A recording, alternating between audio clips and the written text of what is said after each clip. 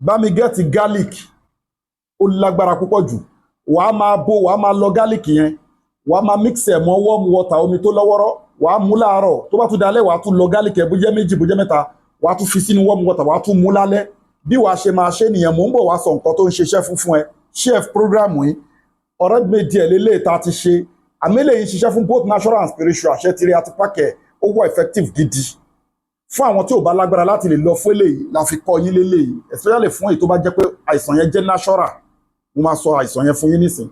fi fídíò yìí ránṣẹ́ kó dẹ̀ farabalẹ̀ gbọ́ fídíò yìí délẹ̀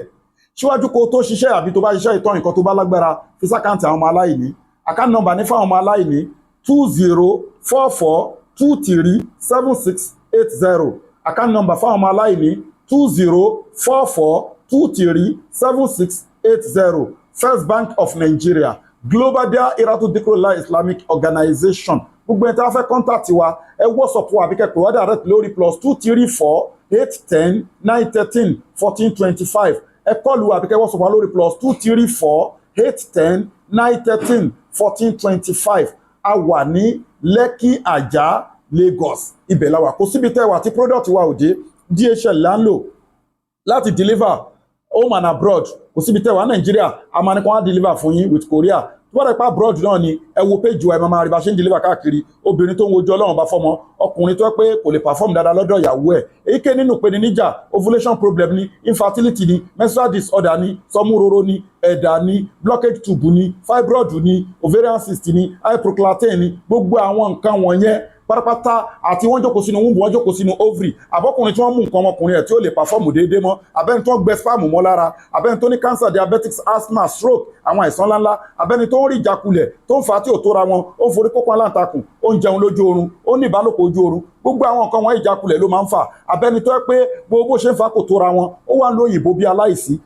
ètò àwẹ̀ wà tá a fi yanjú pírọ́blẹ̀mù yín fún yín ètò sàárà wà tá a fi yanjú pírọ́blẹ̀mù yín fún yín ètò àdúrà wà tá a fi yanjú pírọ́blẹ̀mù yín fún yín àwọn àlàl powder wà tó jẹ́ special powder tá a fi yanjú problem fún yín ó wà bismillahi ta'ala àwọn onífìtọ̀ fọ̀gbẹ́ tílíkà ududullah wa ma yuti ila wa rasulahu a ní kọjá inú àlà Ọlọ́run a ní síkírẹ́jì fún yín ní evil word a ní kọjá inú àlà òjíṣẹ́ Ọlọ́run anabi Muhammad sallallahu ta'ala alayhi wa sallam wa ma tasqutu min warakati illa ya'lamuha toréwé kan ò ní bọ́kọ́ lọ́wọ́ bá má mọ̀ sí wa ma yudabbiru al-amra fasayaquluna Allah Ọlọ́run ọba ló ń kọ̀ǹtró ayé gbogbo ogun ayé tó bá òkú dojúkẹ̀ ẹ̀dá láyé mọ̀ pé Ọlọ́run ọba mọ̀ sí Ọlọ́run ọba làwa ń pè àti nǹkan tọ́lọ́run ṣe ní national kulli dá ilẹ̀ ó dá wáhù falitátìlìbù dá wáhù lè dá yékùn falitátìlìbù òbí aram bismillah ta'ala contact wa lórí èké nínú ìpèníjà lórí +234 810 913 1425 oògùn tí mo kọ yìí àti tí mo láti ṣe sílẹ̀ tó ń ṣiṣẹ́ fún both natural and spiritual òun náà lóògùn tuberculosis ikọ́ àwúpẹ̀jẹ̀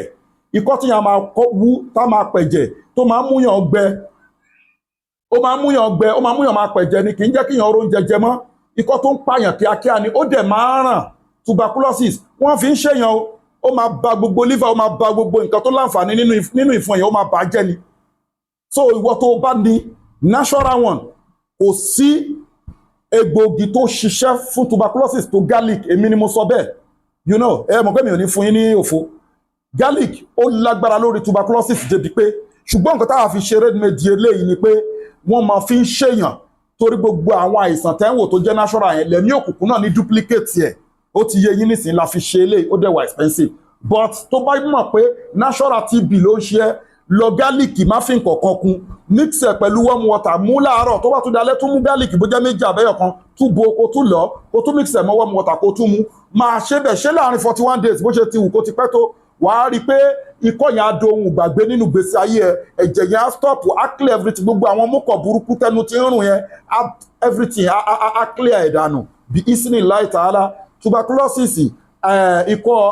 àwúpẹ̀jẹ̀ kì í ṣe nǹkan tí yàn fi ń ṣeré o ó ń ràn o even ìwọ gan máa make sure pé ó ń lo garlic torí iṣẹ́ tó ń ṣe pọ̀ a kàn mú wá fún yín ṣùgbọ́n nínú àwọn àìsàn tí garlic káwọ́ tó tuberculosis mi ì tí mọ̀ ó tún níṣẹ́ tó ń ṣe a máa mú wá fún yín gbogbo ẹ̀yin olólùfẹ́ mi ẹ má bínú pé ẹ̀rí mi lẹ́nu ọjọ́ mẹ́ta yìí dáadáa ẹ mọ̀ mo lost mother mi ni so alhamdulilayi wọn ọ̀ṣọ́kù 80+ ni wọ́n bẹ̀ṣẹ̀ mọ̀ yá lára ọmọ òun ni ò jẹ́ kí program wa flow dáadáa gbogbo ẹ̀yin tẹ̀dẹ̀ dúró tì wá tẹ̀ fi nǹkan ránṣẹ́ sí wa ẹ̀ ní wálẹ̀ láíláí gbogbo ẹ̀yin customers wa gbogbo ẹ̀yin fans wa inú yín á dùn ayọ̀ yá kún gbogbo ẹ̀yin tẹ́ ń pè ìyàwó mi ó sì ń ṣe àárò ìyá ọkọ ẹ̀ lọ́wọ́ ni o ìdí tẹ̀ tí fi rí ìyàwó mi ní orí program yẹn àdúrà wa àgbà inna li zata lillahi jami'a gbogbo agbára ọlọ́run ọba lónìí o masalamu wa ilà lìkọ́ yìí.